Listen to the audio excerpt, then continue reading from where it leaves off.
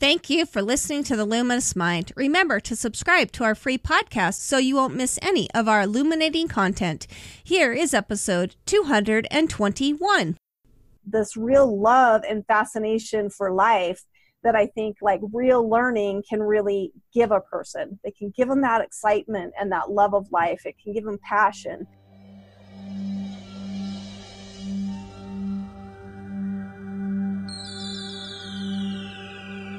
Benjamin Franklin once said, "Do not curse the darkness, rather light a candle instead."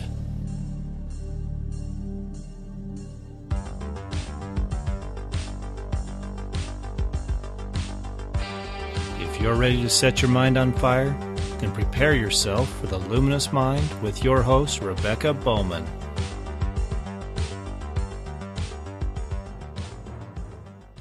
All right, welcome everybody to the Journey of the Entrepreneur podcast today. I'm here with my new friend Rebecca, and we are excited because this is her first time doing a podcast live. Yeah, I've never done a podcast live. Right? Welcome to the new world of authenticity. There's no filters here, my friend. Really is not. Yeah. What you get is what you get, right? That's what I said. Well, I do what I do. I love podcasting because I can do it in my pajamas, but I guess it's a good thing that I got showered today. Right? That's exactly right. Well, listen, we all know that our journey of being an entrepreneur is quite complex in some areas and it's quite simple in other areas. And really the purpose of this podcast, as you guys know, is to help you put together the pieces of the puzzle that can really help create that beautiful entrepreneurial picture of where you're going, what you're doing. And oftentimes, especially in the world of entrepreneurship, we start with the picture in mind, and then we get handed the pieces of the puzzle, and then somebody takes the picture away. And we're like, oh, crap, where do I go? What do I do? So in today's podcast, we're going to talk to Rebecca. She actually has her own podcast, and maybe you can share with us a little bit about that, and also share with us more about, what is it that engages, what is it that helps you in your mind, like create content around podcasts, and more importantly, how can you best serve our entrepreneurs that listen to our Journey of the Entrepreneur podcast every week? And then tell us a little bit about your journey. So start with your journey. Okay. Tell us about how we got connected and why we're here and what we're talking about. Yeah. And then tell us a little bit more about your backstory, like where you come from. So go ahead. Well, I got connected through a mutual friend of ours. I actually am part of the Veranda, which is a women's business group, and I was connected with an associate of yours, and she told me about your podcast. I'm like, oh, this sounds awesome. I'd love to be on your podcast and talk about kind of my journey of what I'm doing. And I actually didn't plan on being an entrepreneur. That just kind of came with what I'm doing. And that just started because I really love podcasts. And one day I was listening to one of my favorite podcasts, and the podcast guru of John Lee Dumas was on, and he was talking about how he had built this 6-figure income from podcasting. And it wasn't really that per se as much as the fact that I'd always had in the back of my mind, like, oh, I'd love to. I'm just a person who likes to pontificate her ideas, and talk about things and stuff. And I was looking at his format and like, I could totally do this kind of wrapped around the whole, because I'm a homeschooler. And so I wanted to do a podcast to inspire other homeschoolers. So I wanted to meet these ordinary homeschoolers and kind of give this inspiration to homeschoolers, like, you can do it. And these are myths. And, these things that we're struggling with are things that we can get through. And of course the podcast kind of shifted because you just can't get, ordinary people just don't think that they're amazing. And so I was finding that I was actually, they're homeschoolers, but they have some sort of business that they're doing, on top of that. And so it was just, I think I do a lot of promotion more than anything, but I have learned a ton. And it was I started podcasting. I did 3 episodes a week, which we talked about before we started recording, was an absolute killer. It almost drove me insane. And I realized that as much as I love, because I was learning a ton and I was kind of growing my own business, and it was really helpful for me that my husband and I decided we were just going to kind of reduce it, but I've kept it going. It's been 3 years of this. And like I said, podcasting kind of does build a business because you end up kind of creating your own business format and what you're about. And and who you are and what your mission is. And I really feel like because of that, it has changed who I am. And now my shift is changing quite a bit. In fact, this year I'm going to do quite a bit of different things as I move my podcast forward. It is an educational podcast. And so one of the things that I found, as I'm talking to homeschoolers, my questions and things that I wanted to know really shifted to questions like, of course I want to hear their background story and stuff, but the thing that I've kept is how has your paradigm shifted over time and with experience, which applies to everybody. Everybody's learned something and they've grown some way. And that's really the direction I want to go. My paradigm shift came with homeschooling, but it has moved into so many different things. And it all began with, how do I ignite this learning? I talk about like lighting minds on fire and just this real love and fascination for life that I think like real learning can really give a person. They can give them that excitement and that love of life. It can give them passion and all of those things. And so hopefully, as we talk, we can talk about kind of some of those personal development things that I've learned, and then also how people can continue to educate themselves. Well, I love that. It's a great lead into to this podcast specifically, because I just came home from a retreat this last weekend, and we were talking about, I actually had the chance to sit down with a guy by the name of Roddy Chong. I don't know if you know that name. I don't. One violinist in the world.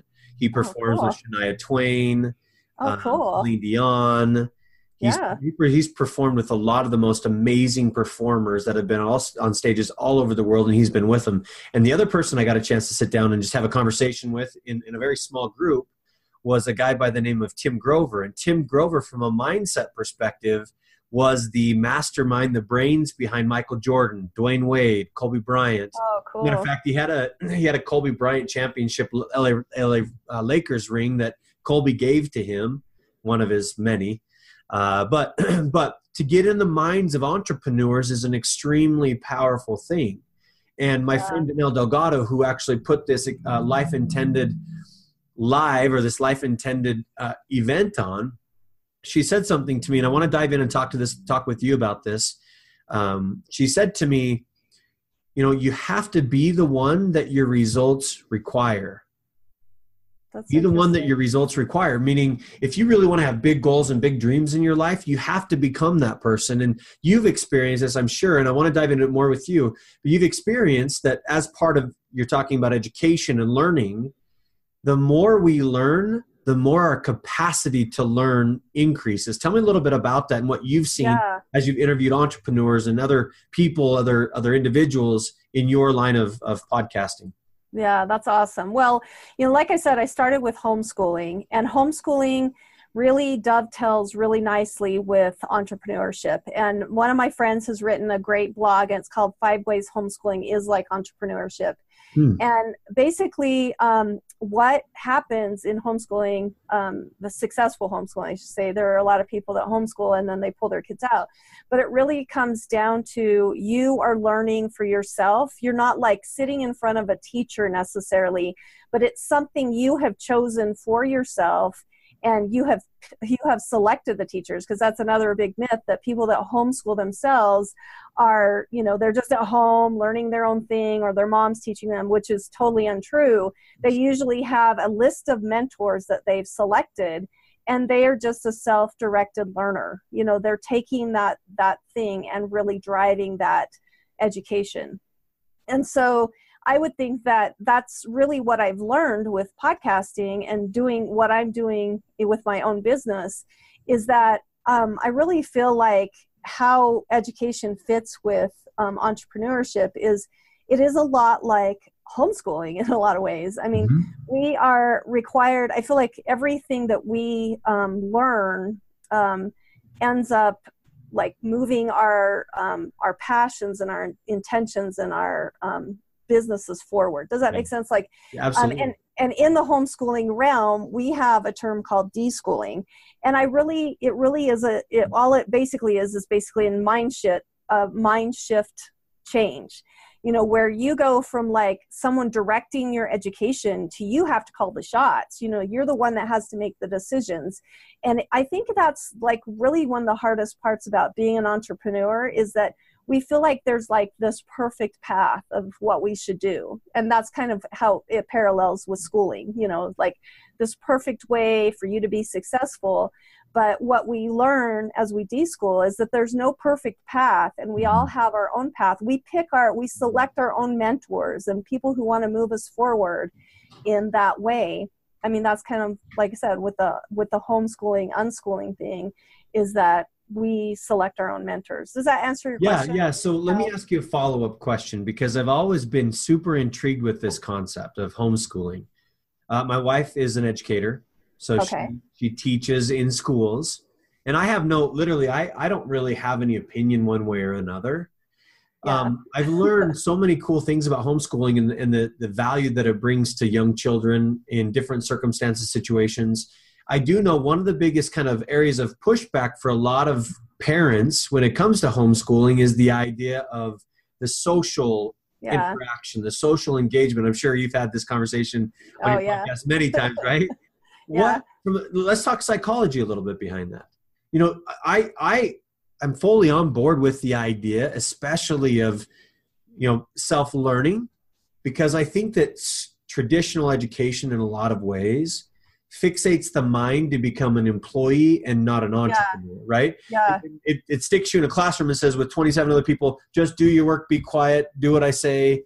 It's very strict in nature, which I'm okay with to some extent. But at the same time, I want, my kids to be able to create. And I think that, in my world, one of the reasons that we love both the idea of homeschooling plus the other elements of school is the sheer fact that we spend a lot of time with our kids, teaching them to be entrepreneurs and give them opportunities. Matter of fact, on episode, I think 14 or 15, my oldest daughter was my guest on my podcast. And she talked about being the daughter of an entrepreneur and what that looks like. And she shared with us like all the cool things that she's learned that I had no idea that she was learning from a third party perspective. Yeah. Right? So I think that the social element and people that I've seen, parents that I've seen that are homeschooling their children, it seems to me like there's a little bit of a stigma towards that. And as a result, kids are left out, which I think is absolutely horrible. Yeah. The kids are left out because they're not involved in the social environment at school. And so they feel like they don't get to associate themselves as closely with other children. And so tell me a little bit about that. And how does that apply to entrepreneurship? Yeah. So first of all, socialization was one of those questions that I had in there that I tossed out, because I realized like most people that have done this for more than 20 minutes realizes what a huge myth that is. And it's a very sad myth, I think. Now, with socialization, it looks very different for a homeschooled kid than it might for a public school kid. Sure. So we might feel sorry for that homeschooled kid because he's not hanging out with his buddies all day. But there are a lot of ways that that socialization is an actual improvement over the school setting. One of them is called multi-age learning. And I don't know if you know much about that, but Peter Gray has done a lot of work on multi-age learning and how amazing it is for young people. And that's basically like people that homeschool, they actually can get along and hang out with people that are way older than them or way younger than them because they're out in life. They're doing a lot of the everyday stuff. I mean, not only are they picking and choosing their mentors and who teaches them, which is a multifaceted, dimension, all of itself that can create, opportunities to learn from older plus younger people. But they also interact and they have great relationships with kids that are younger and older. So that does a lot of things for their education. Absolutely. And if they're learning from people that are way older and being able to understand them. And my kids couldn't fit in very well with their peers, especially kids that went to public school, because they didn't understand this concept of how they were getting their socialization, Yeah, they would, and their mindsets were much higher because they had been working with adults. And then also like the very young, like I said, it's like the one room schoolhouse, like where you were in a classroom and you were learning, but there were kids there of different ages and span, that spanned a lot of different ages. So you were always like learning stuff, like you're kind of getting like, wow, this is what I'm going to be learning. But then there's, from the younger kids, you're getting that review and you're learning from them. And it kind of helps like foster this really awesome, like psychological thing of this just rotating learning. We're always getting something new, but yet old information is always being reviewed. Yeah. And one of the other things that's a huge myth is that most people that do homeschool are part of some sort of co-op. And now those co-ops look much different than public school. I mean, my kids attend classes with a varying age of students, mostly because, well, we like that. We're used to having our kids around. So, you know, parents of all kinds of demographics are hanging out with our kids, and we're learning a lot from each other. It's like a really great parenting group, you know, where you can, it's kind of like the old days of like how, you know, you used to show up on your the doorstep of your neighbor, and they used to, you know, you were like one of their kids, and they help discipline you, and they help teach you things, and that's what kind of the homeschooling like world looks like, you know. Like, I think it's much different, especially now with the internet. You know, we have access like that where kids are online and they're meeting people. There's a lot of groups. There's tons of people doing it. I mean, just here in our little town of Idaho Falls, there's several groups that have split off, and most of those groups have 160 families. Mm-hmm. So you think about families and how many kids, and that's like hundreds of thousands of kids. And I really think that likens us to be great entrepreneurs in the fact that we are always out searching for wonderful mentors. And like you said, you went to retreats and you went to different things like that. That comes very natural for a homeschooler to seek out their mentors, to go and find, you know, those groups. And that was one place that I really struggled, because I wasn't homeschooled, you know, even though I've been doing it.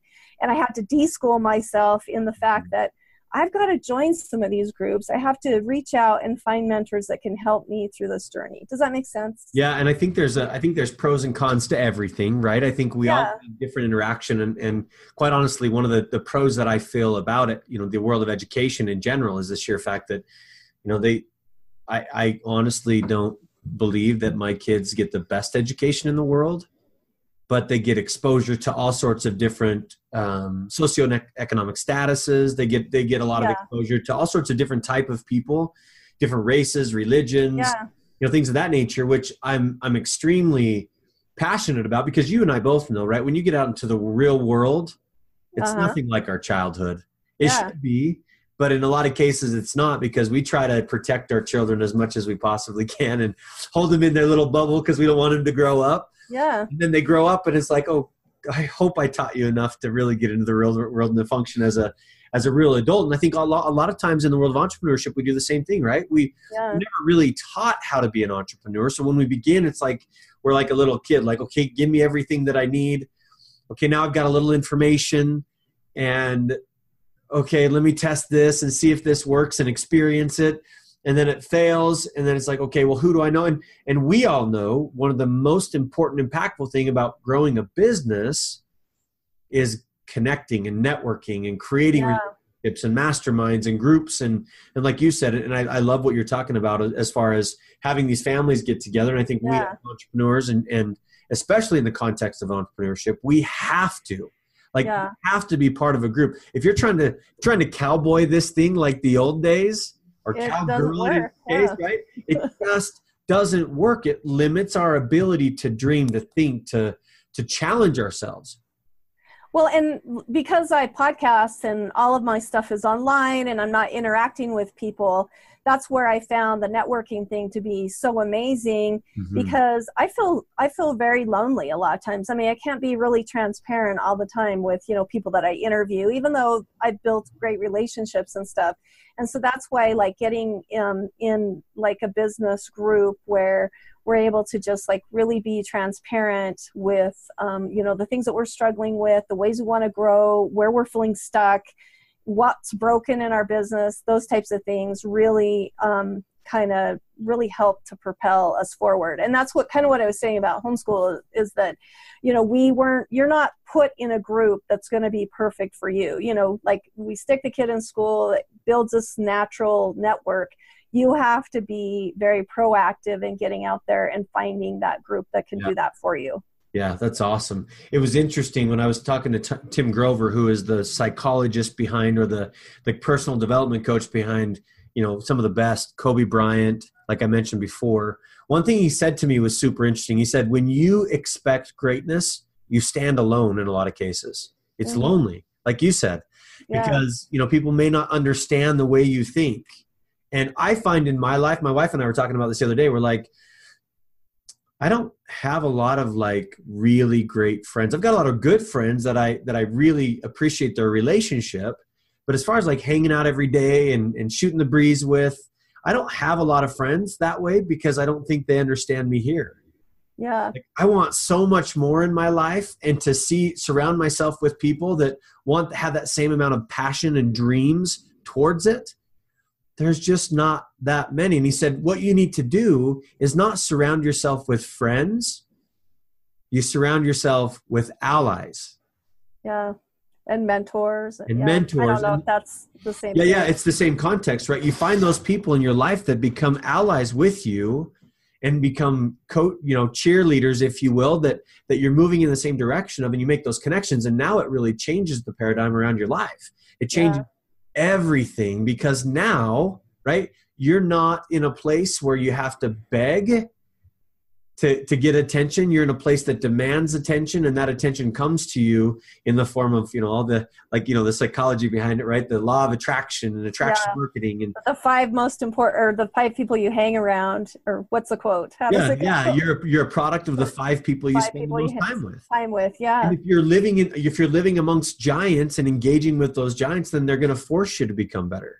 They're going to force you to go bigger and grow more and have bigger experiences and share more. I mean, it's such a powerful thing. And I think what you're talking about is the cool thing about homeschooling is it gives your children the ability to think differently going into life, which can have a huge impact on their life long term, right? Yeah, which helps them propel towards entrepreneurship. I really feel like entrepreneurship it can be our second education, in the fact that we can take a lot of the stuff that we learned and we can apply it. Another great reason why I love entrepreneurship is that the fact of failure. And that's how it is different from school. Yes. And that we were always trying to be like 100% on top of it.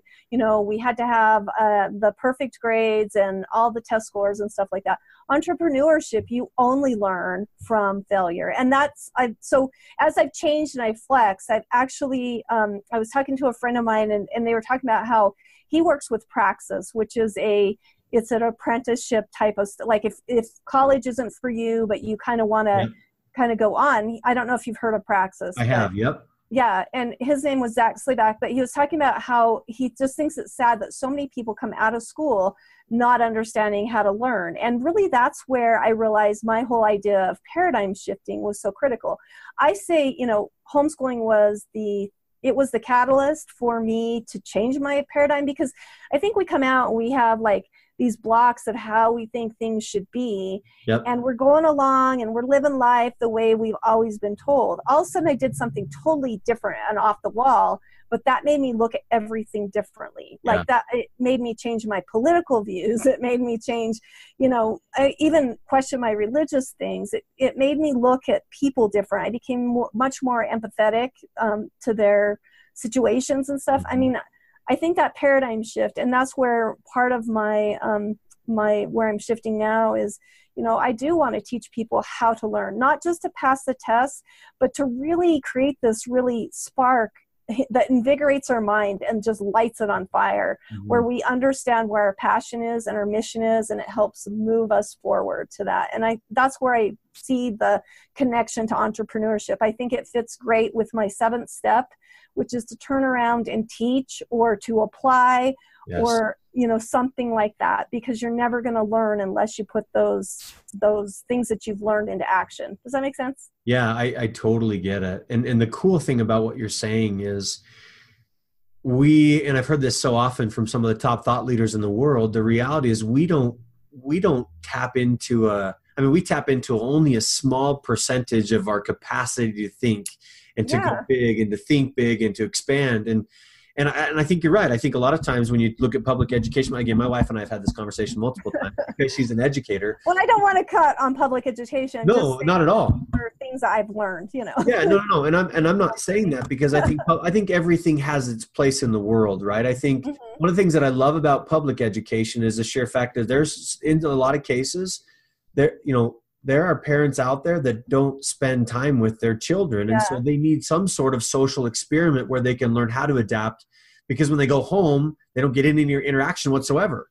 And if they didn't have that, most of those children, if there was only homeschooling, probably wouldn't gain the education. You go back to the 30s, 40s, and 50s when they couldn't, even 20s when they didn't go to school, they just learned and grew. And I know, however, that some of the most intellectual people like Abraham Lincoln came from self-taught, right? Yeah. He didn't go, he went to school for only a certain number of years and then he self-taught himself. And that's a brilliant thing. And it's a brilliant purpose. And I think so whether you're looking at this as, my parents or my children are homeschooled, I'm teaching them to think bigger, or even in the capacity of children that are going to school, I think we as parents, it's our job one way or another to teach them how to think bigger. Yeah. And really that's where my course that I'm trying to move to, I'm starting out with an ebook to help do the platform. Good. But really is to teach people how to learn, because that was one thing too. Like I said, Jack Slayback, it didn't matter where you came from and what education you did. And my kids actually do attend a public school, but they're online schools. And one of the things that I would love to see, a way that I'd love to see education move, and our district here does an awesome job of that, because I've had my kids use several of their online programs, is that they really want to focus on where the kids' interest. And that's really number one. I think we have to start asking questions. I just recently interviewed somebody, and he owns a business called What If? And he says people are even scared to ask that question. What if this? And it can be outlandish things, but that really helps us be innovative and creative. Yes. When we can ask those questions. But one of the things I think is key is that we are asking questions of our own free will. We're not told to ask these questions. We're not controlled. And that's one thing that does scare me about homeschooling. I do feel like there's a lot of parents that might want to homeschool just to protect their children. Yes. The vast majority that I do see, though, in the groups that I am, they want their kids to expand their mind, to ask those questions. Yeah. And that's what I think is really important, is to keep that free will motivation, because then it keeps the learner excited to keep learning. Yeah. Before we go on, please listen to this message. If you enjoy this content, you can help us with as little or as much as you'd like over at patreon.com/theluminoussmind. These funds help us to continue to produce illuminating content with the needed equipment and resources to spread the message of changing the educational paradigm. We appreciate all the ways our listeners help us continue this effort through patreon.com/theluminoussmind. By expanding exclusive content, giving away gifts, and giving patrons first seen products on patreon.com/theluminoussmind.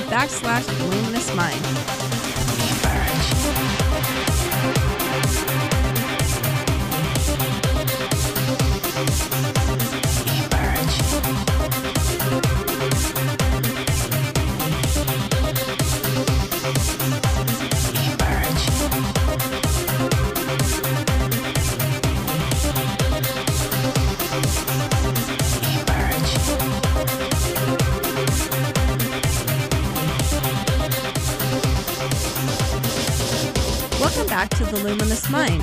Here's the rest of my interview with the journey of the entrepreneur, changing your paradigm. It's interesting. I would love to see some sort of course curriculum integrated into elementary, junior high, and high school, whether it's online or in traditional schools, of a personal motivation type course that was, maybe 5 or 10 or 15 minutes. One thing that we've done with my children this year, we set a goal, actually it started last year, is every time, every day on our way to school, we do a little bit of religious study. We'll do 5 or 10 minutes of listening to some Bible story or other religious that we belong to specifically. But then what we always do is I give them the choice, and I say, I'd love for you to go and find a quick little motivational video on YouTube. Yeah. and let's spend 5 or 10 minutes on our drive just listening to it and see what you capture from that. I just believe that our minds are like a bank account, right? Yeah. And the more deposits we connect, the more powerful impact we connect in their minds. At some point, I'm not sure when that is, but at some point they'll learn something from that will challenge them to become better, will challenge them to live bigger.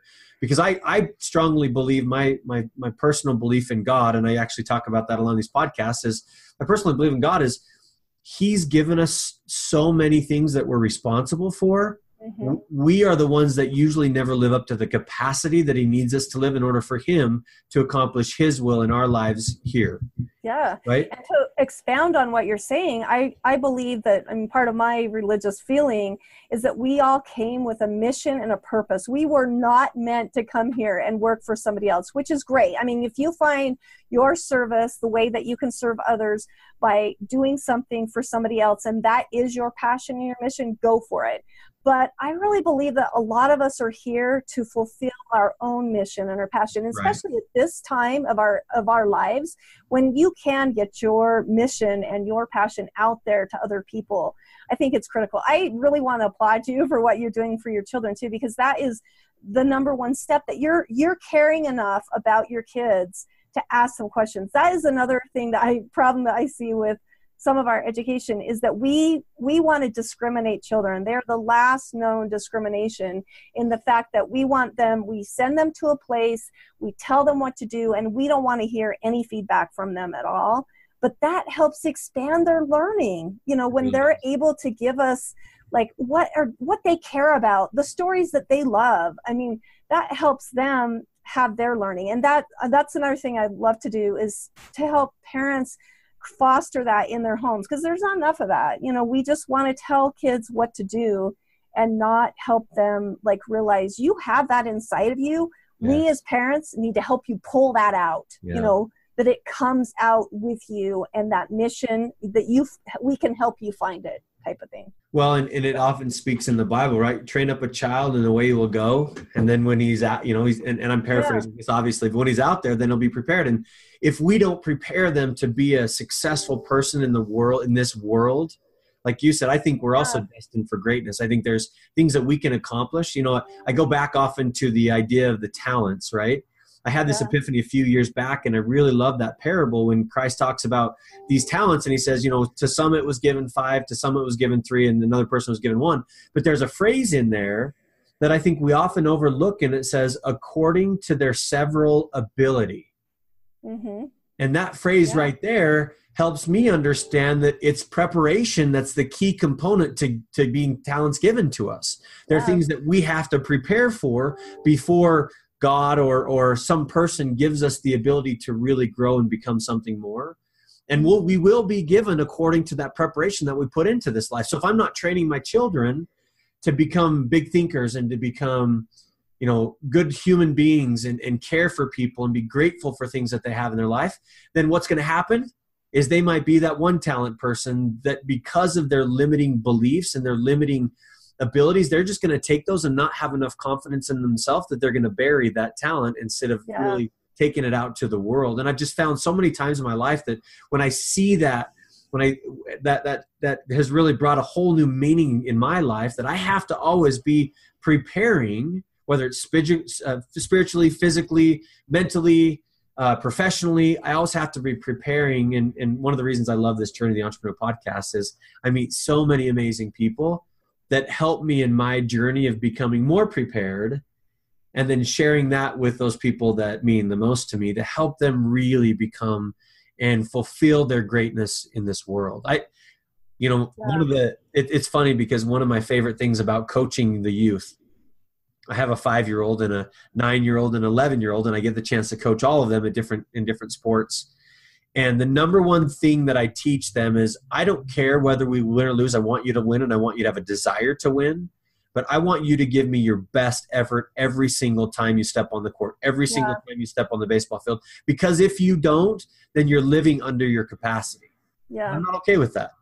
Come win or lose, you're going to lose so many times in your life, and you're going to win so many times in your life. But if you give it your best, then at the end of the day, you can say, I did everything that I thought I could do in order to win.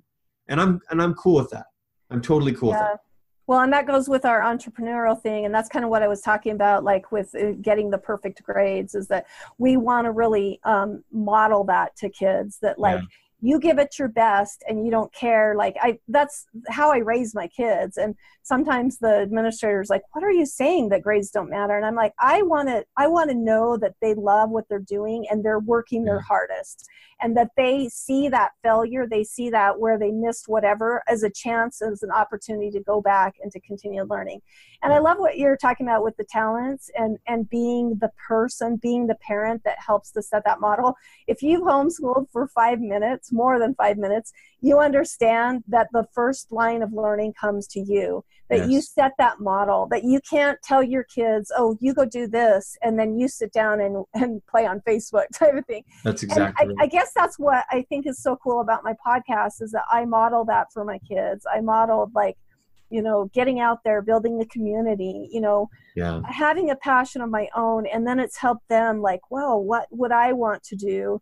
You know, and I love how you're using your entrepreneurship to teach your kids too about the passions that they have in their life. And you're not just sitting on the sofa, you know, coming home from, not that that's a big deal, but that you're showing you're giving it your all too. Yeah. You know, it's interesting. Big difference. I've found, you know, with this podcast, and I'm sure as you have interviewing a lot of different people, is we all have a different place we come from, but we can all end in the same place if we are all of the same mindset. Yeah. And I don't measure success as monetary. You know, some people's success is just having options in their life. Other people's success is seeing a cause move forward, even if they're spending all their time and energy with no financial reward to it. Other people see success as the way they raise their children. And some people really do success or identify and qualify success as how much money you make. And we all have a different interpretation of what success looks like. But I think we know, and I'm not that old, but I see the rising generation, and I see disconnect. I see kids that I hope, and I like to try to do something about it, but I see kids that hope that life will be good when they get around to it. But I also see parents that are totally disconnected from their own children and from their life because of social media. And that's my world, right? I'm happy when people spend time on social media because it drives revenue for the companies that I represent. But that being said, you know, we have to, as entrepreneurs, sometimes we get so tied up in what we are doing, what we're focusing on, that we forget about our children, and we have to take them on this journey with us instead of disconnecting them from our journey. Yeah, definitely. Well, and there's several things that I love about what you're talking about, but one of them is that is that disconnection. A lot of people complain about millennials and kind of go to the things that I love about them. And I have learned, the lesson that I've learned from them more is I grew up in the era of, like, it was kind of a consumerism thing. Like, you showed your success by the size of house you had, and you showed your success by, you know, how much money you had. And one of the things that I've learned from millennials, and especially like people that I interview a lot of people that called world schoolers too. What got my husband and I into this, like, wow, we want to do that. We want to take our kids and go do those things. Then when I came back to my big house, all of a sudden I'm like, I want to be like a millennial and care more about experiences than I do about things. And that was another place where I challenged my assumptions, I guess, where I was like, you know what, if I'm not happy, because I really didn't feel happy. Like, my house was like, I had 5 bathrooms that I had to clean, you know, I had all this stuff, and I was thinking, I want those experiences. And I think that as an entrepreneur, we have to be able to define success. And we can't let the world define that success for us. And if my success, it doesn't mean that I'm successful because I have a big house. What I feel like is successful is that I have those experiences. And I think that's another way my husband and I have shifted our mindset and changed our paradigm. Well, it's beautiful.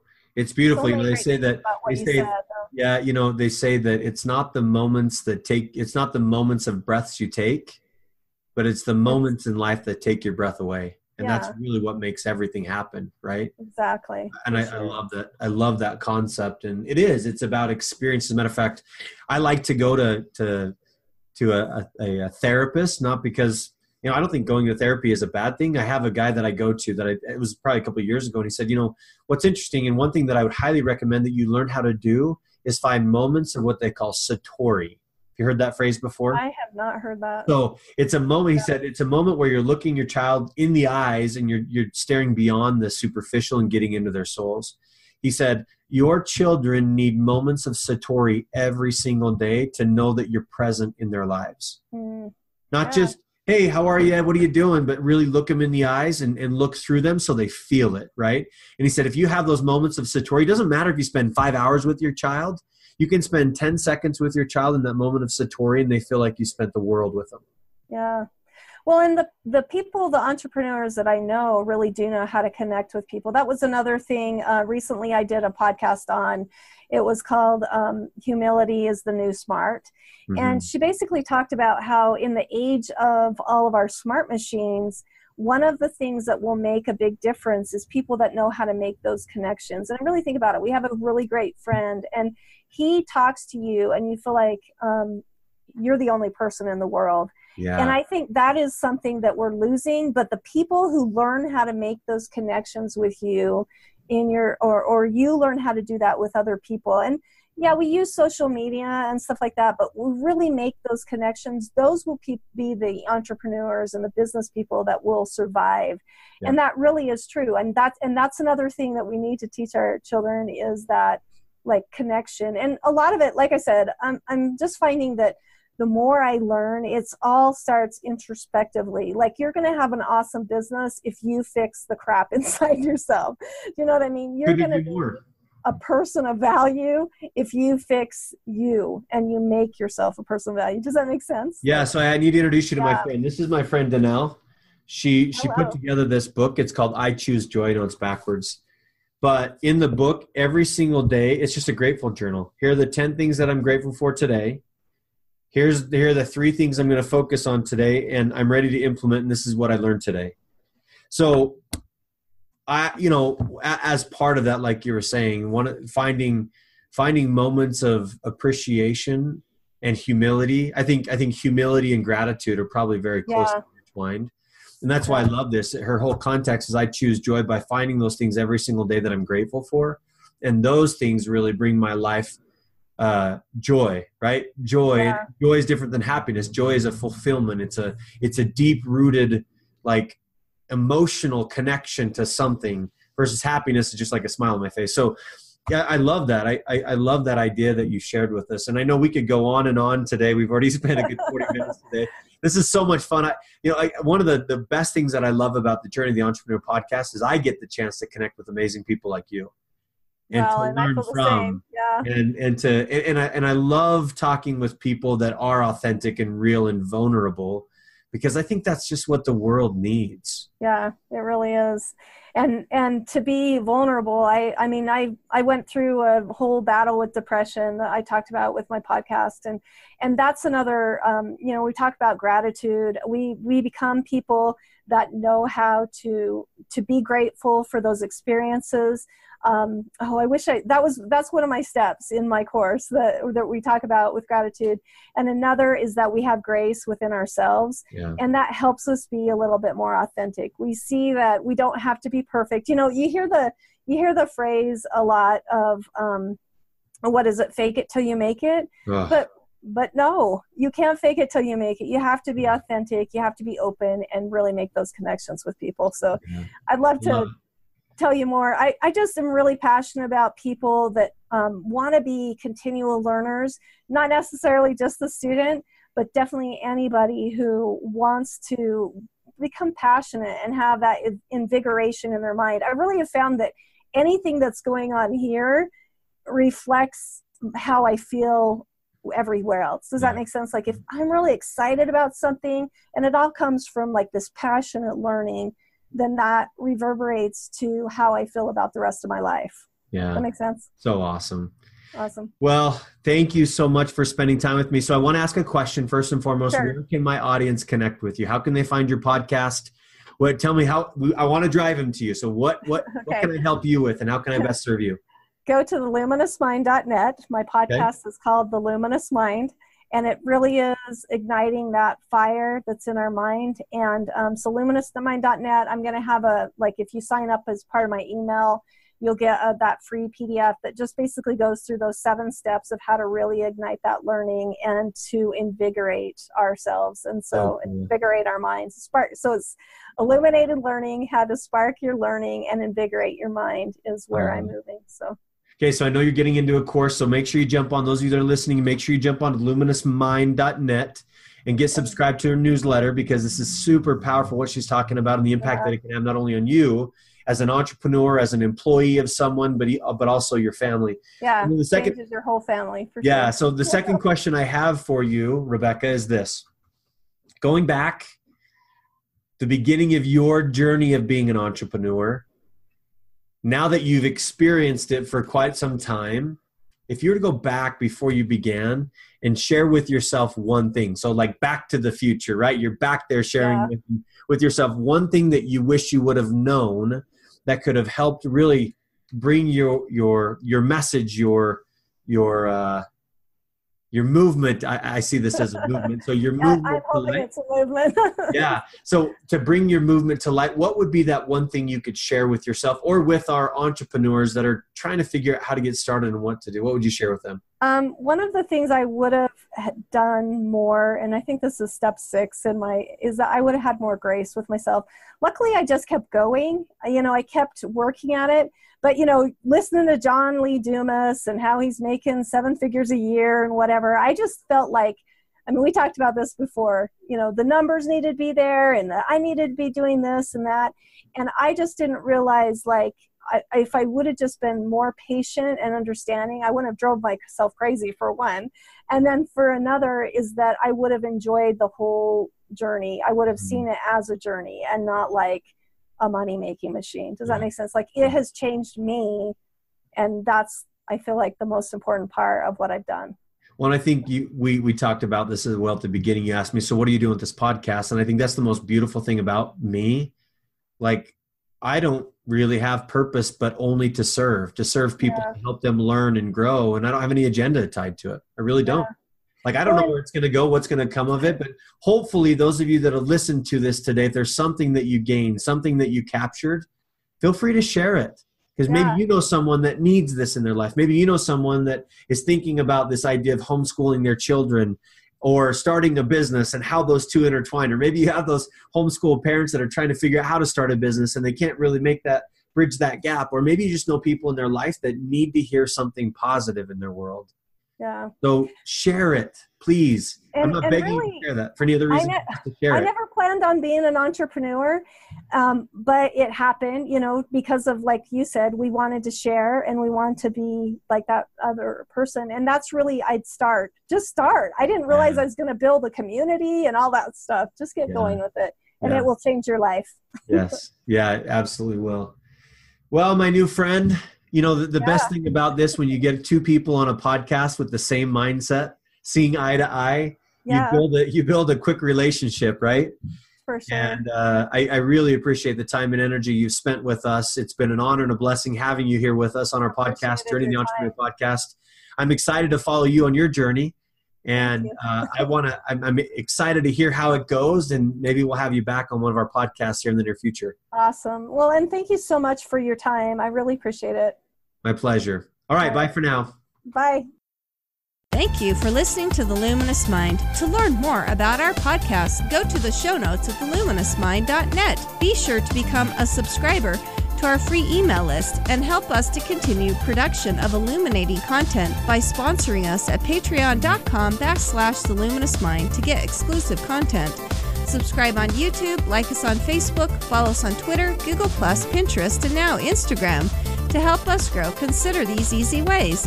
Tell your friends about us, leave us a review, share our content, tell us how we can help you, so together we can continue to light minds on fire and change the paradigm of education.